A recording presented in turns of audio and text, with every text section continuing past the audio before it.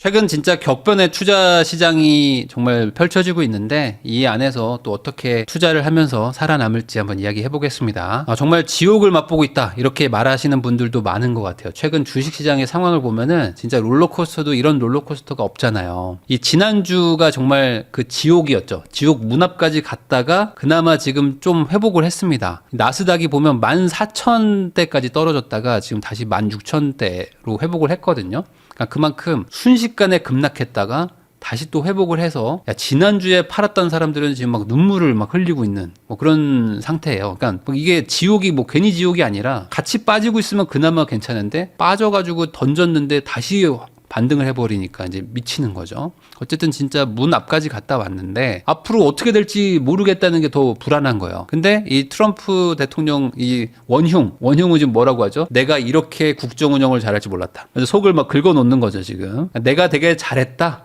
라고 지금 막 자화자찬을 하고 있으니까 금융자산에 투자하신 분들은 지금 뭐 화딱지가 나는 상태입니다. 그러다 보니까 지금 이 롤러코스터를 우리나라만 타는 게 아니고 지금 뭐 미국인들도 다 같이 지금 이 판에 지금 타고 있잖아요. 그러다 보니까 지금 미국에서도 막 돌고 있는 그런 밈들이 많대요. 그래서 트럼프 시대에 외식을 하는 방법 해서 이런 것들이 막 돌고 있다고 합니다. 뭐 쓰레기통에 막 도너츠 같은 거 뭐 이런 거 야채 같은 거 주워 먹고 하는 게 외식이다라고 할 정도로 지금 경제에 정말 큰 충격을 줬고 특히 이제 자산시장 특히 이제 주식에 대다수의 자산이 들어있는 미국인들 입장에서는 정말 지금 경기를 할 일이죠. 그래가지고 뭐 시위도 많아지고 트럼프 어떻게 해야 되는 거 아니냐 하는 지금 얘기들이 미국에서도 많이 나오고 있는 것 같아요. 자, 우리나라는 그러면 피해가 없냐? 아닙니다. 우리나라도 지금 미국 주식에 투자하신 분들 많거든요. 특히 이제 국장을 떠나서 미국으로 갔던 분들이 작년 말에 많았잖아요. 그러면서 이제 우리나라도 이제 해탈의 경지에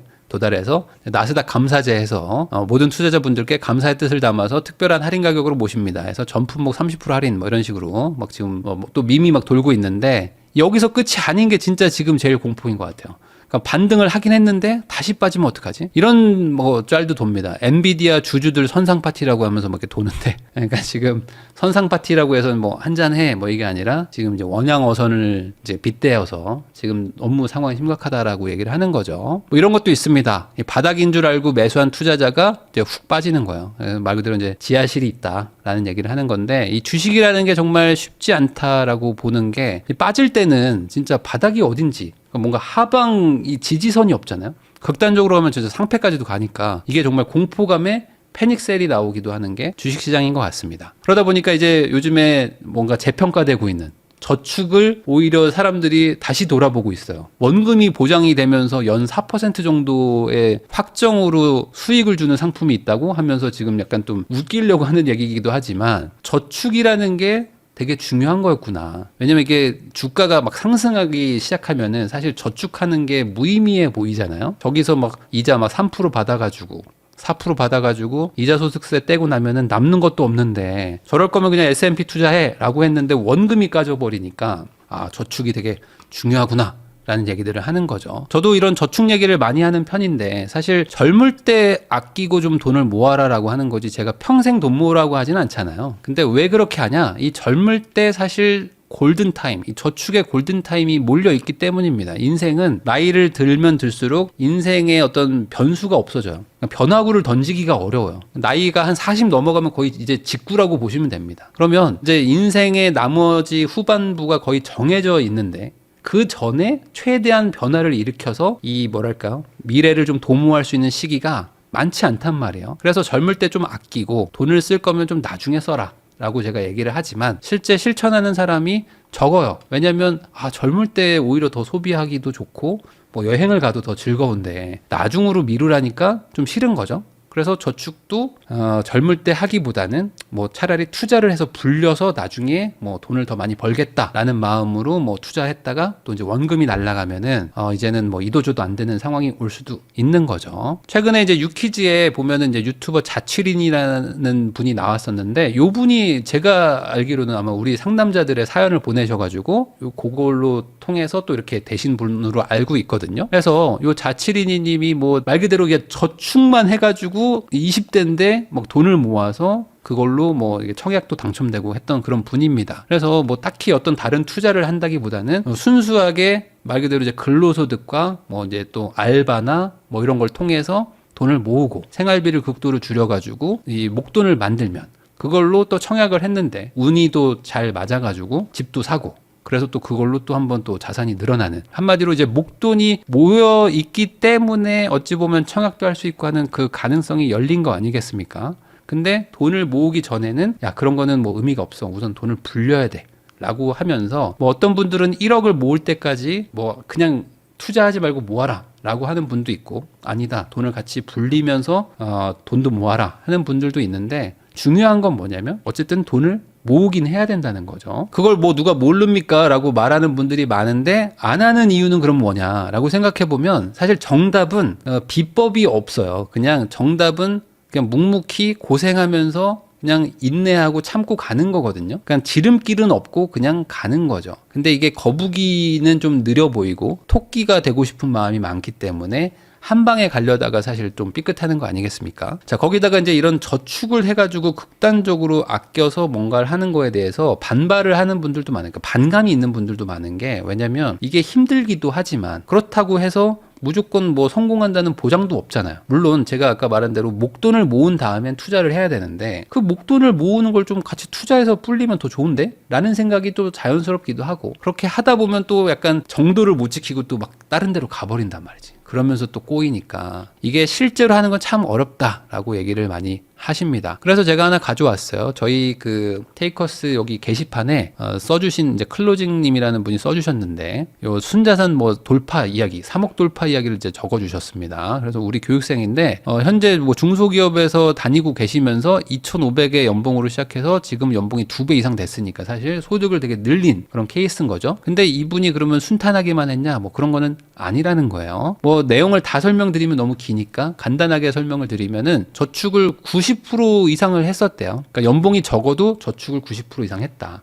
내가 돈을 많이 버니까 저축을 많이 하는 건 아닙니다. 저축은 그냥 의지의 표현 같은 거죠. 물론 내가 자취를 하고 그러면은 뭐 90%까지 저축은 못 하죠. 가족이랑 같이 살면서 아니면 뭐 극단적으로 뭐 기숙사나 이런 데 살면서 주거비를 아낄 수 있어야지만 저축할 수 있는 게 90%인데 그럼에도 불구하고 어쨌든 90%를 하면서 이분은 시작을 하셨던 거예요. 그래서 그걸로 부모님한테 돈을 드렸대요. 그래서 부모님이 자동으로 돈을 모아주시면 나중에 뭐 목돈이 되지 않겠냐 라고 생각을 했었던 거죠. 이분이 생각보다 저축하기가 쉬웠다고 얘기를 하는데 저도 여기에 동의는 되거든요. 그러니까 여러분들도 실제로 저축을 해보시면 느끼는 게 저축 자체는 쉬워요.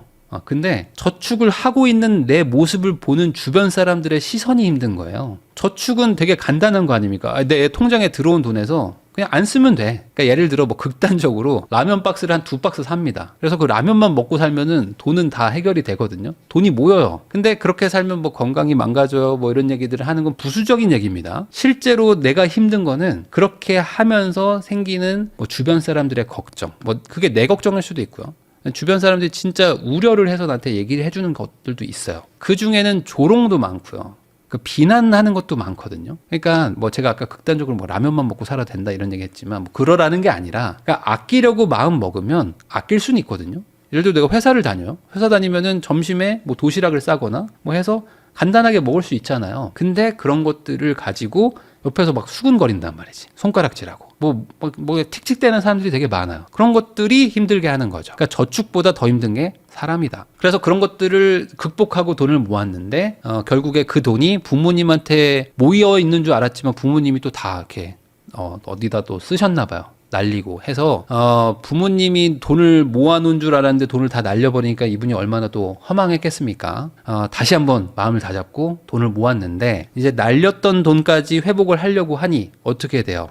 이제 투자를 해가지고는 안 되겠다. 돈을 더 빨리 불려야 되겠다는 마음으로 가는 거죠. 그래서 그때 이제 코인을 좀 하셨나 봐요. 그래서 코인판에 비중을 늘리고 ICO를 했다. 그러니까 이게 그 말 그대로 이제 비상장 주식에 투자해가지고 상장하면서 빵 터지는 걸 노리는 그런 투자였는데 실제로 이 ICO 해가지고 돈 번 분들은 코인을 만든 사람들, 창립자들은 돈을 많이 벌었는데 거기에 들어갔다가 날린 분들 엄청 많잖아요. 그러면서 계속 또 실패를 하더라. 처음부터 저축은 되게 잘 됐는데 그 돈이 계속 날아간 거죠. 그러니까 얼마나 또 상심이 컸겠습니까? 저도 주식을 한 7년 하고 부동산으로 바꿨는데 이렇게 바꿨던 이유 중에 가장 큰 거가 저는 주식이 더 좋은 투자처라고 생각하거든요. 그래서 실제로 주식을 잘하는 분들은 주식하라고 합니다. 그리고 젊은 분들이 한번 주식을 해볼 필요도 있다고는 생각해요. 왜냐면 또 재능이 있을 수 있잖아요. 재능이 있으면 주식이 훨씬 좋은 투자예요. 기본적으로 국장은 세금도 없고 주식을 하더라도 세금이 뭐 엄청나게 부담되는 수준은 전 아니라고 봅니다. 부동산에 비해서. 거기다가 대응하기도 쉽고 세입자가 있는 것도 아니고 그 정책의 영향을 좀 덜 받기도 하니까 여러모로 저는 주식이 개인의 능력치만 충분히 좋으면 오히려 더 승부를 보기 좋은 거라고 봐요.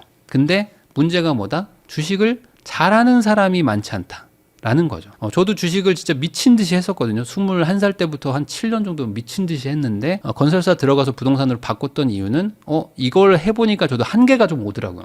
이걸로 엄청난 부자가 되기가 쉽지가 않다. 한 해 잘 벌 수 있는데 또 막 깨먹고 다시 또 잘 벌면 또 깨먹고 이렇게 되니까 이거 생각보다 쉽지 않은데 근데 부동산으로 오니까 느릿느릿하지만 그래도 천천히 우상향을 하니까 이때는 뭐 미국장도 없었고요. 제가 할 때는. 그럼 여기서 레버리지를 써가지고 하면은 잘 되겠는데? 라고 하면서 이제 하면서 여기서 좀 답을 본 거죠. 그랬더니 좀 자산이 늘어나더라. 자, 그래서 이분도 이제 심기일전 해가지고 이제 부동산 투자로 이제 전환을 하셨는데 이제 집을 사보면요. 여러분들 이제 느끼는 게 뭐가 있냐면 주식을 하던 분들이 부동산을 되게 만만하게 보는 게 있어요. 왜냐면 주식이 훨씬 변동성도 크고 막 고민을 많이 하잖아요. 근데 부동산은 좀 쉬워 보이거든요. 근데 실제로 이론적인 어떤 그 깊이는 부동산이 더 쉽다고 저도 생각합니다. 근데 부동산이 어려운 건 뭐냐면 계약서 썼다고 해서 끝나는 게 아니라는 거야. 그러니까 계약서 쓰고 난 이후에도 부동산은 다양한 사건 사고들이 이제 생기기 시작하는데 제가 항상 말하지만 부동산은 사람 문제가 제일 큽니다. 사람 문제. 부동산이라는 건 실물 자산이기 때문에 최소한 중개사도 상대를 해야 되고요. 그다음에 뭐 매도자도 상대를 해야 되고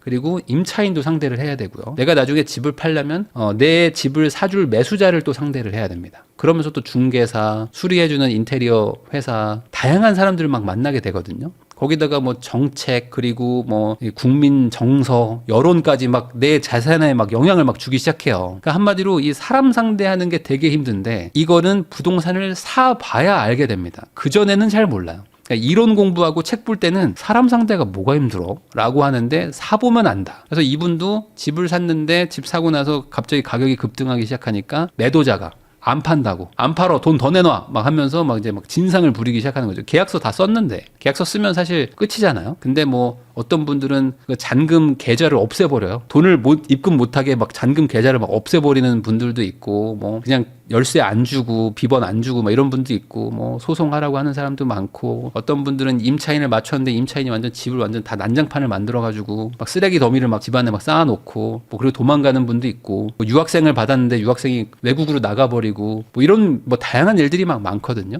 월세 안 내고 그러니까 마음고생들을 이제 하기 시작한 거죠. 이론만 가지고는 제가 부동산 투자하기 좀 어렵다고 말을 했잖아요. 그래서 임차인을 몇 번 상대하다가 아예 집 투자를 안 하는 분들도 생각보다 많습니다. 그러니까 이 임대차 3법 이런 게 임차인의 입장에서는 되게 좋을 수 있잖아요. 내가 이제 나중에 돈도 벌고 뭐 하다 보면 살다 보면 내 집을 또 임차를 주는 경우도 있잖아요. 그럴 때 이제 다른 분이 또 우리 집에 임차를 왔을 때 좋은 분들도 많지만 진짜 이상한 사람들도 많단 말이죠. 그런 분들을 이제 상대하다 보면은 저는 그냥 부동산 안 할랍니다. 그냥 저는 그냥 실거주 한 채 사고 말게요 하는 분들도 많다. 자, 그러다가 어쨌든 계속 하셨다는 거예요. 그래서 이제 집에 돈을 주면서 4년간의 저축액이 증발되고 잘못된 투기로 또 1년짜리 저축액이 또 증발되고 하면서 제로에 갔는데 그나마 부동산을 만나서 회복을 했다. 그래서 저는 이 부분이 되게 좀 와닿았는데 물론 재능이 있고 투자에 되게 이성적이고 뭔가 그 소위 말하는 TJ들 있잖아요. TJ들.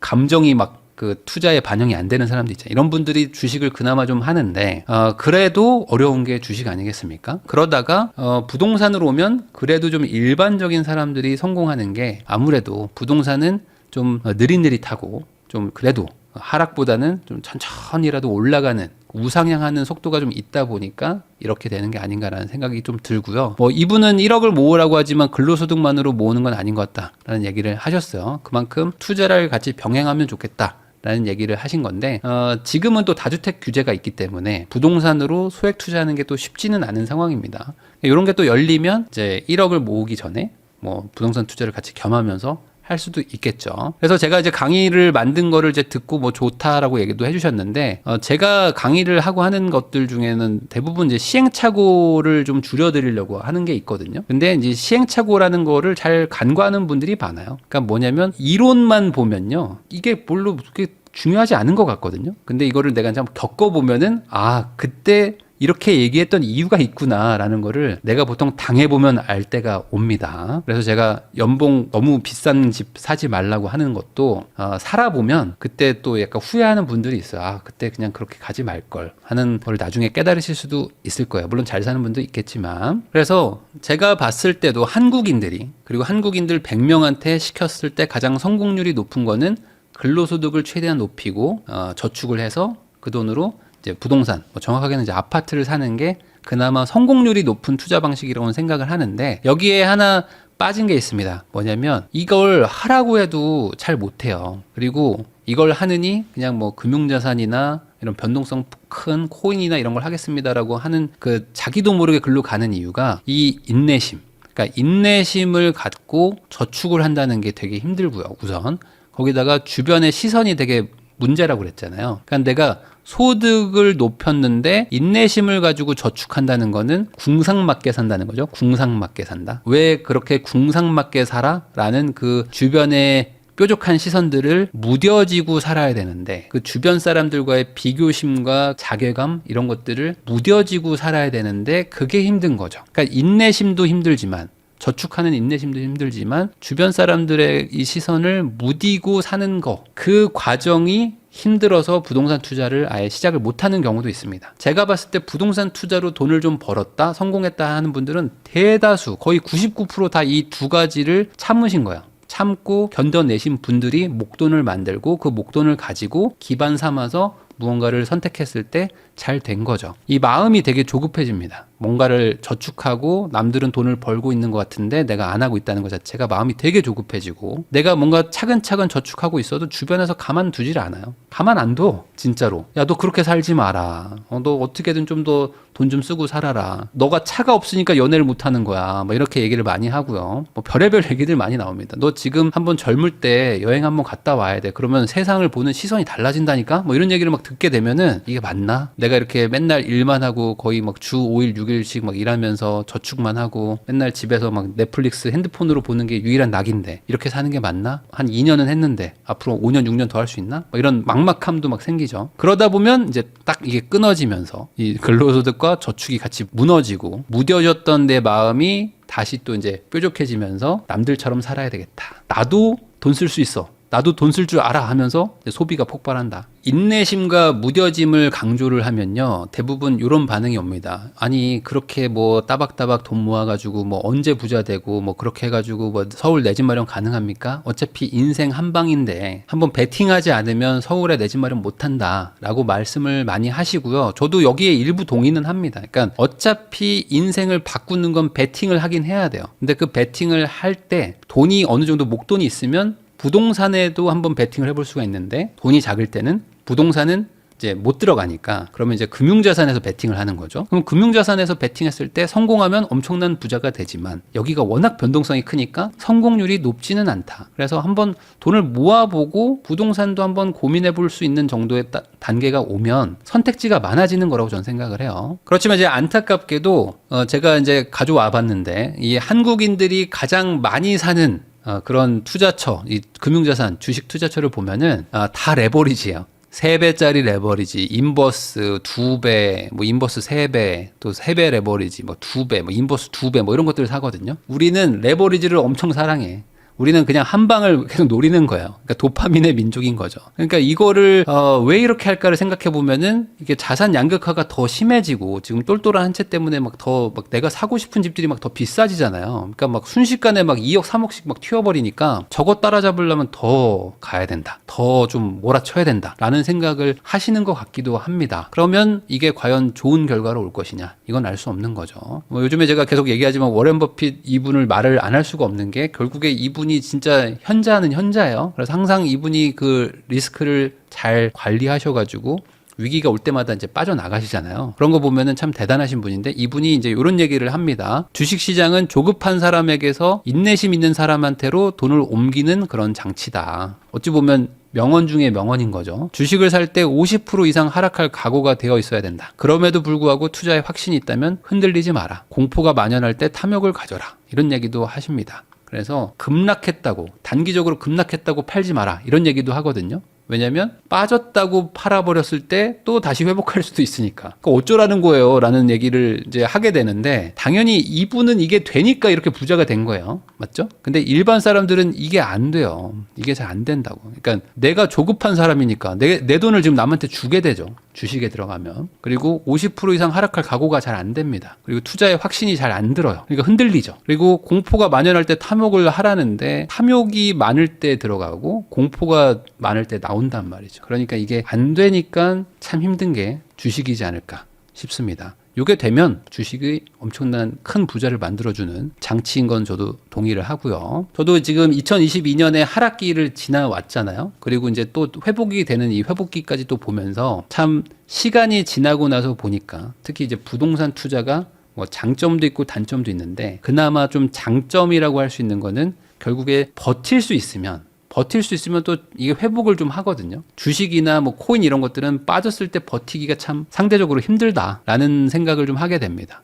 그러면 역설적으로 얘기하면은 부동산을 할 때는 버틸 수 있는 정도로 투자를 하는 게 맞는 거겠죠. 그러면 기회는 계속 이어지는데 잘 하다가 한번 못 버틸 만큼 투자했는데 확 빠져버리면 그때는 이제 부동산은 보통 파산으로 가기 때문에 너무 욕심내지 않는 선에서 감당할 수 있는 투자만 할 수 있다면 부동산도 충분히 좋은 투자처다. 저는 뭐 그런 생각을 합니다. 그래서 최근에 이런 생각을 해요. 강한 자가 살아남는 게 아니라 살아남은 자가 강한 것이다. 이런 말 있지 않습니까? 이게 어찌 보면 투자에도 똑같이 적용될 수 있는 게 아닐까. 우리가 살아남을 수 있을 만큼만 투자를 하고 감당할 수 있을 만큼만 투자를 하면서 계속 생명 연장을 하다 보면은 결국에 실력도 쌓이고 좀 감도 예민해지면서 나중에는 정말 대박을 낼 수 있지 않을까? 근데 그때까지 갈 수 있는 사람들이 중간에 욕심내고 못 버티고 무너지면은 어찌 보면은 더 잘 될 수 있는 사람이 좀 아쉽게 못하고 이제 멈추게 되는 경우가 생길 수도 있는 거니까 저는 오히려